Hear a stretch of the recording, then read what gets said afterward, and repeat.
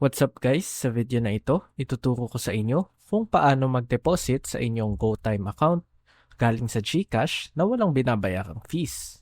Kung gusto mong matutunan yan, paki-like and subscribe naman para mas madami pa tayong videos na ipupush ng algorithm. Maraming salamat po. Punta lang tayo sa GCash. Dito, ipapakita ko yung dalawang method kung paano mag-transfer from GCash to GoTime. Yung una is yung standard GCash to GoTime. Punta lang tayo sa bank transfer. Piliin ang local. I-search dito ang GoTime. Tapos i-select. I-input lang dito ang bank details. Tapos pwede na tayo mag-transfer. Pero as you can see dito sa baba, merong fee na 10 pesos. So, ipapakita ko sa inyo ang method number 2 kung saan walang babayarang fee. Punta lang tayo sa GSave. Kailangan lang din pala meron kayong CIMB account. Madali lang naman gumawa niyan.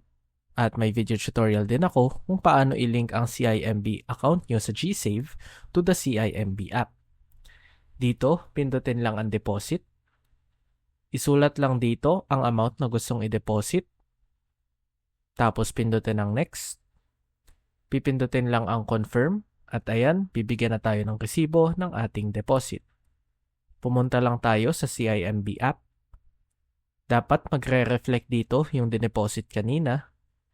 Pag okay na ay pindutin lang ang transfer. Pipiliin dito ang to other banks. Hanapin lang natin ang GoTime at pindutin. I-fill up lang natin itong bank details. Sa GoTime, nasa pinakaharap yung account number. I-copy lang natin yan. And i-fill up ang name. Tapos ilagay natin ang amount na gustong i-deposit.